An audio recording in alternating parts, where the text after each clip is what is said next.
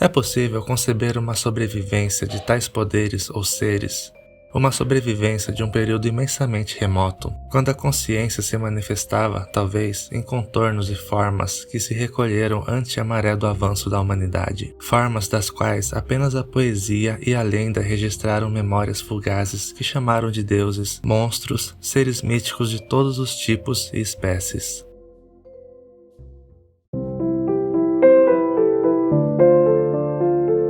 Lovecraft não foi apenas um escritor que criou histórias e personagens. Ele foi responsável por apresentar aos grandes amantes do terror, ficção e fantasia todos os seus universos inumanos cheios de monstros e alienígenas. Ou seja, são universos em que os humanos não são a principal raça dominadora existente. Sempre há um destino apocalíptico em que os humanos são exterminados e outras raças mais poderosas se sobrepõem. Para ele, a raça humana é apenas um átomo insignificante na imensidão do cosmos. Como acontece em A Cor que Caiu do Céu. Nesse conto, o autor mostra como a aparição de luzes e cores diferentes, e junto com elas seres de outro mundo, podem levar os seres humanos ao enfraquecimento físico e mental. O conto A Cor que Caiu do Céu mostra como as pessoas são levadas à loucura devido à queda de uma grande pedra em uma fazenda, que fica ao oeste de um lugar chamado Arkham. A pedra, ou meteorito, caiu ao lado do poço da casa de Nahum Gardner. Após isso, coisas estranhas começam a acontecer. Luzes e cores diferentes tomam conta do lugar, e isso também contamina a água e as plantações e mata os animais. Após o acontecimento, Arkham se tornou um lugar que não é bom para a imaginação dos moradores, e não traz bons sonhos durante a noite, pois dias estranhos passaram por lá. Os velhos habitantes já se foram, e os forasteiros não gostam de viver no lugar e eventualmente o abandonam. Apenas resta um morador, um velho chamado Amy. Como é uma cidade muito velha, diziam ser um lugar assombrado, maligno, cheia de lendas e bruxaria. Após a queda da pedra vinda do céu, o dono da casa foi ao centro contar sobre o acontecimento, e no dia seguinte, professores universitários foram à sua casa ver o fantástico visitante do espaço sideral. Os professores viram que era uma pedra mole e levaram um pedaço dela para o laboratório, onde a pedra foi esfriando, diminuindo de tamanho até sumir. Então várias coisas estranhas começaram a acontecer na casa dos Gardners, como as frutas que começaram a crescer de forma absurda, porém não dava para consumi-las, pois estavam com gosto ruim. Os pomares floresceram em cores estranhas, cores que eles nunca viram na vida. Além disso, começaram a aparecer os insetos. A fazenda se tornou um pesadelo de seres que zumbiam e rastejavam, seres que eram diferentes dos insetos normais que estavam acostumados a ver. A esposa de Nahum passou a ver coisas no ar que ela não conseguia descrever. Ela estava ficando louca. Ela via as paredes se mexerem, fazia expressões faciais estranhas e deixou de andar, passando a se rastejar pelo chão do sótão, onde fora trancada. E um tempo depois, ela até começou a brilhar no escuro.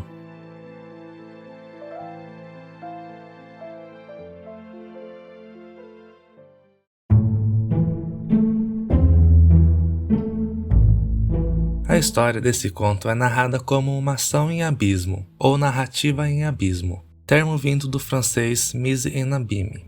O termo foi usado pela primeira vez pelo escritor francês André Gide, ao descrever sobre as narrativas que contêm narrativas dentro de si, ou seja, é um relato dentro de um relato. O termo também é chamado de efeito Drost, em referência à embalagem de cacau em pó, onde vemos na imagem uma foto que possui dentro de si uma cópia menor da própria foto.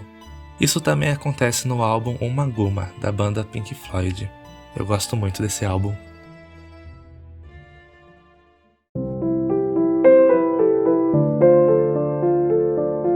A atmosfera não é exatamente a narrativa, é um subproduto da narrativa. Não é a descrição dos personagens, diálogos ou outros elementos da história. A atmosfera é conhecida apenas por sua presença e não pode ser definida por dimensões primárias. As cores, por exemplo, são efeitos secundários. Podem ser lidas como uma metáfora para a atmosfera estranha da história. Tudo o que sabemos sobre essas cores é que elas caíram do céu. Isso é o primeiro nível de efeito. Após isso, o horror toma conta do lugar, o que é o segundo nível de efeito. O próprio Lovecraft diz que ter um mínimo de história formal depende quase inteiramente da atmosfera. É o critério final de convencimento ou não convencimento em qualquer conto cujo principal apelo seja a imaginação. Em termos literários, a atmosfera é algo relacionado e definido pelo cenário da narrativa, incluindo elementos como o tempo. Como diz o escritor inglês Samuel Johnson, em nossa ilha todo homem vai dormir incapaz de adivinhar se verá pela manhã uma atmosfera clara ou nublada. Na literatura gótica, vemos sempre essa descrição específica do clima, como relâmpagos, ventos, chuva ou neblina.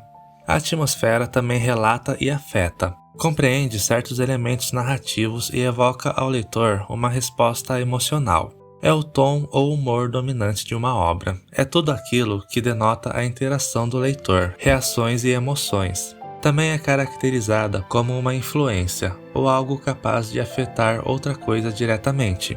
Um conceito relacionado ao tom da obra, que não é apenas uma qualidade de cor, mas também como qualidade geral ou efeito. A atmosfera Lovecraftiana é um subproduto da intensa atenção para com os detalhes, misturando informações como a imaginação fantástica, precisão psicológica, o uso das cores locais e assim por diante. Podemos descrever como atmosfera nesse conto a própria cor. Ela é uma entidade cósmica que se manifesta como um subproduto da coisa em si, o que causa o tom e clima de terror que permeia o ar da história.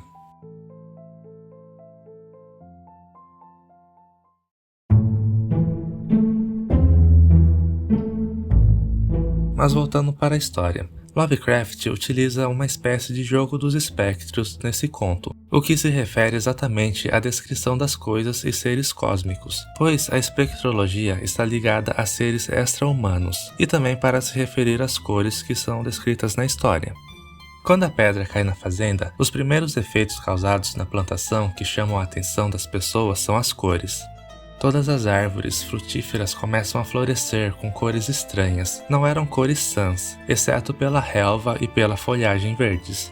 Mas por toda parte estavam as cores violentas, variantes prismáticas de uma doentia tonalidade, que não encontravam lugar entre as matrizes conhecidas da Terra. Mas o que seriam as cores sãs e as cores doentias? As cores sãs talvez se refiram às cores que os seres humanos conhecem, as cores que já foram descobertas pelo homem, como as cores primárias, secundárias ou terciárias. São cores que representam a vida e o conhecimento humano, e dos outros seres terrestres. Agora, as cores doentias é o contrário das cores sãs. São cores estranhas aos seres humanos. São cores que demonstram perigo, algo diferente, algo fora do normal, distante da compreensão humana, que causa desconforto e destruição. Lovecraft não descreve essas cores como o leitor gostaria, o que nos leva a usar nossa imaginação. A ideia de fazer a cor como se fosse um protagonista da história foi uma ideia muito brilhante, literalmente. Pois, durante os anos da história, filósofos e artistas tentam definir o conceito de cor, além de apenas propriedade física da superfície. Como vimos, os personagens dizem ser cores diferentes de tudo que alguém já viu. Para descobrir uma nova cor, seria preciso descobrir um novo sistema de cores, um sistema de relações entre qualidades com as cores que nos são familiares. Só então algo poderia ser considerado uma nova espécie de cor.